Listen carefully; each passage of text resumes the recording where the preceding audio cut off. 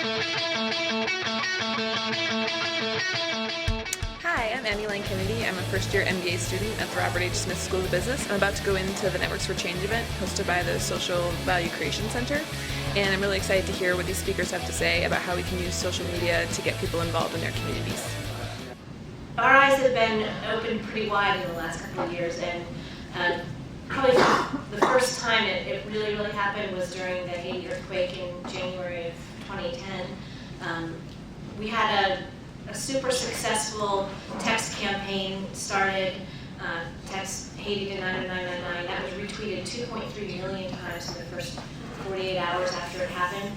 And my team listens. It stalks all of the people who talk about the Red Cross every day. And so because we were looking at those, and there were a lot of them, 2.3 million people saying the same thing, in between them there were about 100 people who were saying, I just got a text from my cousin who's trapped under the rubble. And so we really started to see a true opportunity to communicate with people using social tools to try to save their lives. One of the most fun personal examples I've had, we had a heck of a spring storm season. It's been a couple of months, so I don't know if you remember, but there were huge tornadoes and huge tornado warnings happening in the Midwest almost every night for about 2 months. And the day after the major tornado hit Joplin, Missouri, I was on Twitter just after work, because I never put it down, and I just started seeing people using the hashtag tornado, which was flying. It was throttled by Twitter, actually. It was going so quickly. And then I started seeing a bunch of people using saying the phrase, I'm in my bathtub.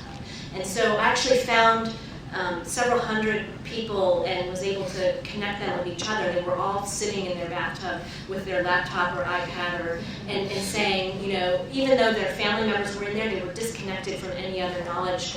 And it's a scary situation to be sitting in there by yourself not knowing if a storm is coming through or not. So in some cases we were able to sort of tweet to them some tips about where they, if they weren't exactly in their bathtub or if they weren't in the innermost place in their house, tips about where to go. But mostly we just gave comfort and introduced them to each other so that they had sort of lifelines and comfort while they were in that very uncomfortable position. So one of my observations is that some of our best supporters in our times of need are actually not national at all, at least online.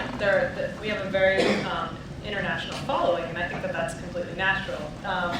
Because when you think about it, we over here want to support the tiger, and the tiger's not, and they want to support the grizzly bear or the polar bear. And so what's fascinating is that some of our retweeters, and actually, and you can find this in a number of ways, are from India and all over the world, and so it's kind of interesting. So one of the observations I said was that as a national organization, we need to make it at least easier, not necessarily change our work, but make it easier for people from different countries to get involved. And I'll just give one very simple example, even relating it to what Wendy said.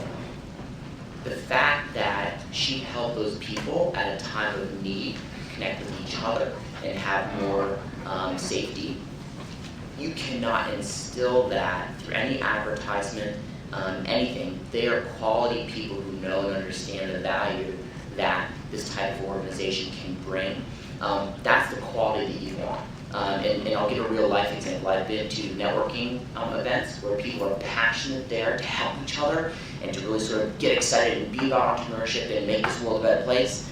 And there's others I've been to, seriously, because there is free drinks. So now we're talking with the panelists after the session. From a student perspective, what advice would you give to undergrad and MBA students using social media within our community and trying to get people involved and like us and follow us, but then also come to events and get involved in the community? What advice would you have? I would use your best messengers, your most passionate students to kind of talk about what they're gaining from it. And I would also, just kind of interact with the current community and make sure that they're seeing a benefit to being on Facebook and being on Twitter. I think the more you can do that, the more they'll be the voice for you. This is slightly different, but teaching students how to use social media strategically and remembering that everything they say online is seen by everyone else, especially their potential employers. So there was a great turnout for the event, and I'm looking forward to using social media better to get my messages above the noise and really engage with those followers that are passionate about my causes and what I'm interested in.